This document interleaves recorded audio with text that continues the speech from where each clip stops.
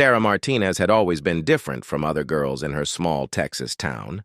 While her classmates painted their nails and talked about boys, she spent weekends at the shooting range with her grandfather, a Korean War veteran who taught her that precision was everything. By age 16, she could hit a target at 300 yards with iron sights. By 18, she had decided her future lay with the Marines. The recruiters were surprised when the petite brunette walked into their office wearing worn jeans and cowboy boots. At 5'4" and barely 120 pounds, Sarah didn't look like Marine material.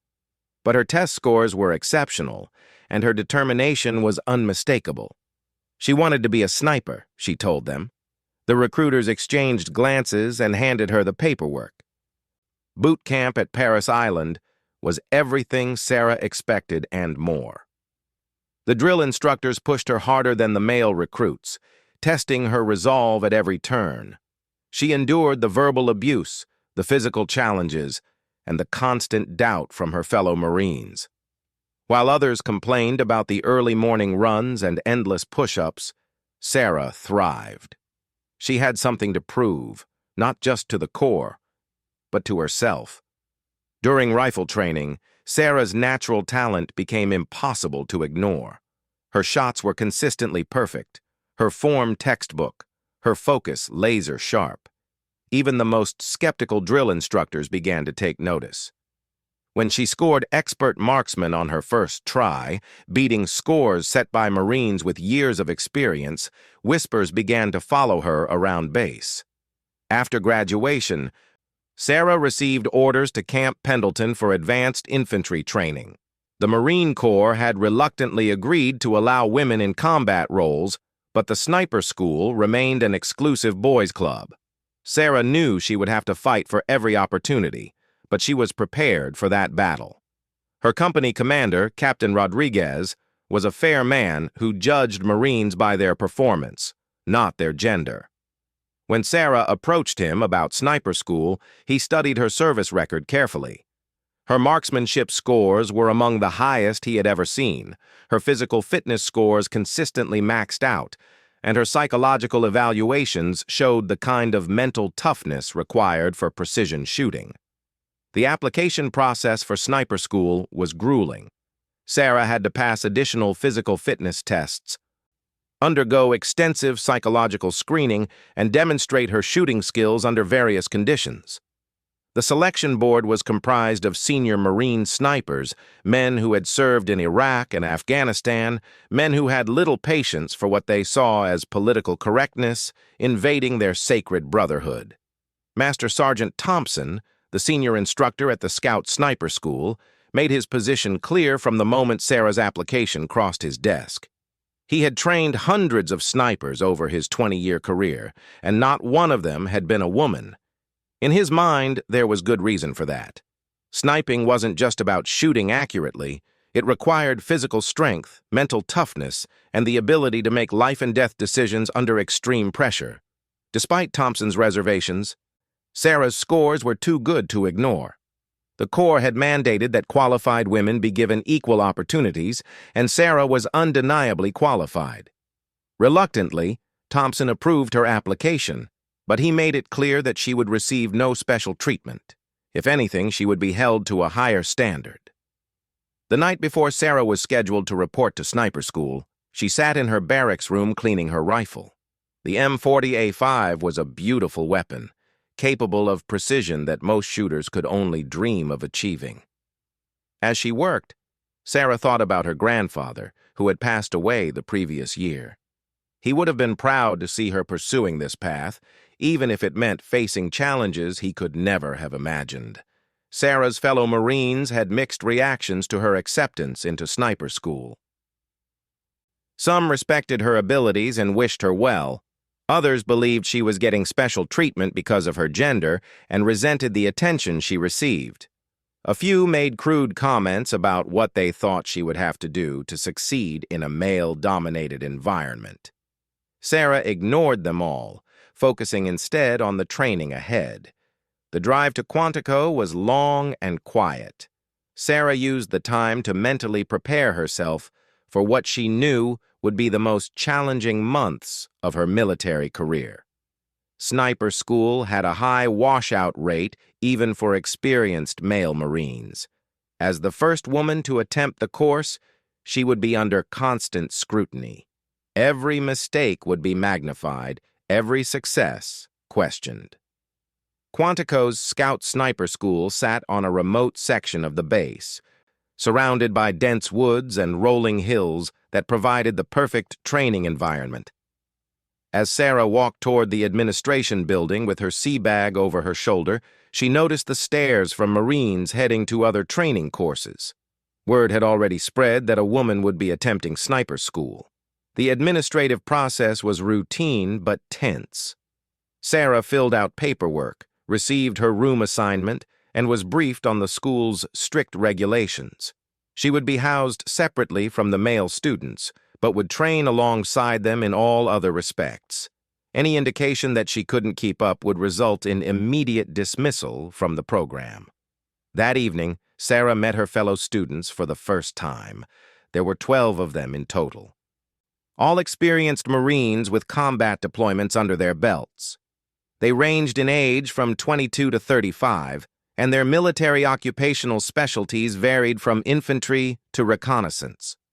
What they shared was an elite level of marksmanship and a burning desire to become Marine snipers. The introductions were polite but cool. Most of the men seemed unsure how to interact with Sarah, while a few were openly skeptical about her presence. Sergeant Collins, a veteran of 3 deployments to Afghanistan, made his position clear without saying a word. His cold stare and dismissive body language told Sarah everything she needed to know about his opinion of women in combat roles. That first night in the barracks, Sarah lay awake listening to the sounds of the base settling into evening routine. She thought about the challenges ahead and the weight of expectation on her shoulders. She wasn't just representing herself anymore. She was representing every woman who had ever dreamed of serving in combat roles. The pressure was immense, but Sarah had been dealing with pressure her entire life. The next morning began before dawn with physical training that would have challenged Olympic athletes. The students ran through dense woods carrying full packs, crawled through mud under barbed wire, and completed obstacle courses designed to test their physical and mental limits.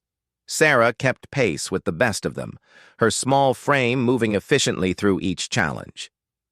Master Sergeant Thompson watched Sarah's performance with grudging interest.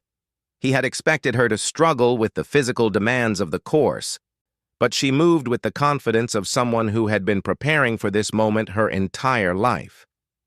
Still, physical fitness was just the beginning. The real test would come when they moved to the shooting portions of the curriculum. The first weeks of sniper school tested every aspect of Sarah's preparation. The academic portion covered ballistics, weather effects, range estimation, and target identification. Sarah excelled in the classroom, her analytical mind grasping complex concepts that some of her classmates struggled with. She learned how humidity affected bullet trajectory, how to calculate wind drift at various distances, and how to identify enemy personnel through high-powered scopes. Field exercises pushed the students to their limits. They spent days in the woods learning camouflage techniques, constructing hide sites, and practicing stalking exercises.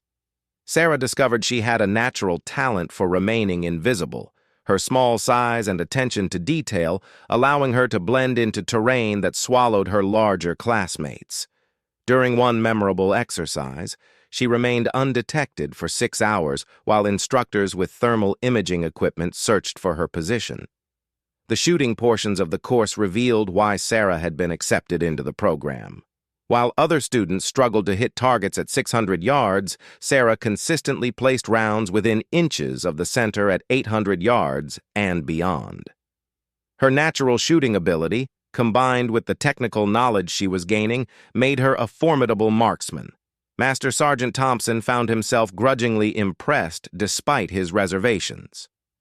Sarah's shooting scores were among the highest in the class. Her academic performance was exceptional, and she never complained about the physical demands of training. But Thompson had seen promising students wash out for reasons that had nothing to do with their technical skills. The mental pressure of sniper training broke many Marines who seemed strong enough to handle anything.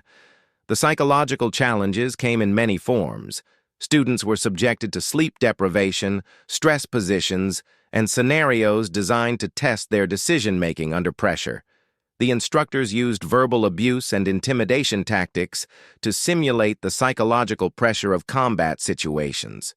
For Sarah, these exercises carried additional weight. Every mistake was seen as proof that women didn't belong in sniper school. One particularly difficult exercise required students to remain motionless in uncomfortable positions for hours while maintaining surveillance on a target area. Sarah spent 8 hours lying prone on rocky ground, her rifle trained on a distant building, never moving more than necessary to adjust her scope.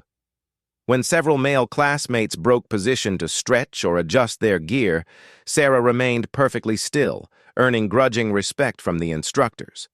The classroom portion of training included lessons that were difficult for any Marine to absorb. Students learned about the psychological effects of taking human life, the legal and ethical considerations of precision shooting, and the heavy responsibility that came with being a sniper.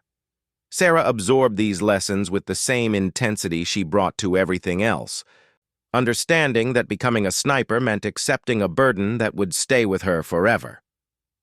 As the course progressed, the relationship between Sarah and her classmates began to evolve. Initially skeptical, some of the men began to respect her abilities and dedication. Sergeant Collins, who had been openly hostile at first, began to thaw after Sarah helped him understand a complex ballistics calculation during a study session. Her willingness to share knowledge and help struggling classmates gradually won over some of her harshest critics. But not everyone was convinced. A few students continued to believe that Sarah's presence was a distraction and that the military was compromising standards to accommodate political pressure. These Marines made their displeasure known through subtle sabotage and passive-aggressive behavior. Sarah dealt with these challenges by focusing entirely on her performance, knowing that excellence was her only defense against criticism. The final phase of sniper school took place in a remote training area where students would demonstrate everything they had learned. Working in two-person teams, they would conduct realistic scenarios that simulated combat conditions. Sarah was partnered with Corporal Washington, a quiet Marine from Louisiana who had proven to be one of the most skilled students in the class. Their first major exercise involved infiltrating enemy territory to gather intelligence on a high-value target. Sarah and Washington spent 2 days moving through dense forest, avoiding detection while closing in on their objective. They had to establish a hide site within observation range of the target building, maintain surveillance for 24 hours, and gather detailed intelligence without being discovered. The exercise tested every skill they had learned. Sarah's camouflage and concealment abilities proved exceptional, while Washington's expertise in navigation and communications kept them connected with their command element. Together, they completed the mission flawlessly, gathering intelligence that exceeded their instructor's expectations. The final shooting test was the culmination of months of training. Students had to engage multiple targets at various distances under time pressure while dealing with adverse weather conditions. Sarah approached the firing line with the confidence that came from thousands of practice rounds and countless hours of training. Her grandfather's voice echoed in her mind, reminding her that shooting was about patience, precision, and respect for the weapon. The test began at dawn with targets at 300 yards. Sarah's first shot was perfect, striking the center of the target with precision that impressed even the instructors. As the distances increased and conditions became more challenging, Sarah continued to perform at the highest level. Her shots were consistent, her movements efficient, and her focus absolute. When the scores were tallied, Sarah had achieved something remarkable. Not only had she passed the final test, but she had recorded the highest overall score in her class. Her combination of marksmanship, fieldcraft, and academic performance placed her at the top of a group of exceptional Marines. The instructors who had doubted her abilities were forced to confront the reality of her success. Master Sergeant Thompson called Sarah into his office the day before graduation. For months, he had watched her endure challenges that would have broken many Marines. She had proven herself in every aspect of sniper training while dealing with additional pressure that her male classmates never faced. Thompson had been forced to reconsider his assumptions about women in combat roles. The conversation was brief but significant. Thompson acknowledged Sarah's exceptional performance and told her that she had earned her place among the Marine Corps' elite snipers. He also warned her that the real challenges were just beginning. As the first woman to graduate from sniper school, she would face scrutiny and skepticism throughout her career. Her success or failure would influence opportunities for other women who wanted to follow in her footsteps. Graduation day arrived with typical military ceremony. Family members, friends, and senior Marine officers gathered to witness the completion of one of the Corps' most challenging training programs. Sarah's parents had driven from Texas to watch their daughter make history, their pride evident despite their concerns about her chosen profession. As Sarah stood with her 11 classmates, she thought about the journey that had brought her to this moment. The months of training had tested her physical abilities, mental toughness, and emotional resilience. She had proven that gender was irrelevant when it came to the skills required for precision shooting. More importantly, she had proven it to herself. The graduation ceremony was formal and subdued, reflecting the serious nature of the sniper's mission. Each new graduate received their sniper badge and was welcomed into the brotherhood that had existed since the Marine Corps' earliest days. For Sarah, the moment carried additional significance as she became the first woman to earn the right to wear the crossed rifle's insignia. After the ceremony, several of her classmates approached Sarah to offer their congratulations and respect. Men who had initially questioned her presence now acknowledged her abilities and wished her well in her future assignments. The bonds forged through shared hardship had overcome initial prejudices, creating relationships that would last throughout their careers. Sarah's first assignment as a qualified sniper took her to Camp Lejeune, where she joined the 2nd Marine Expeditionary Unit.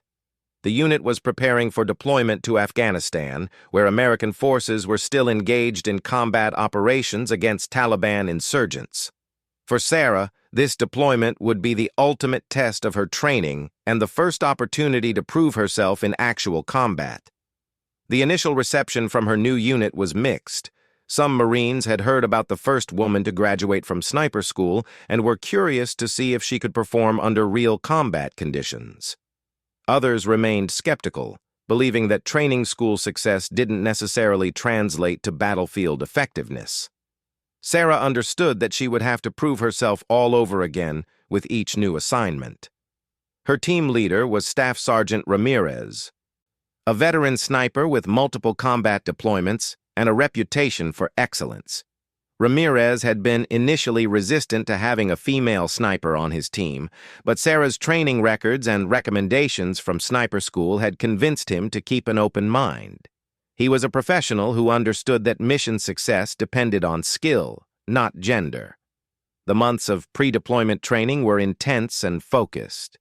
Sarah worked with her new team to develop the kind of trust and communication that was essential for sniper operations. They practiced scenarios that simulated the conditions they would face in Afghanistan, from urban environments to mountainous terrain that favored enemy fighters who knew the ground intimately.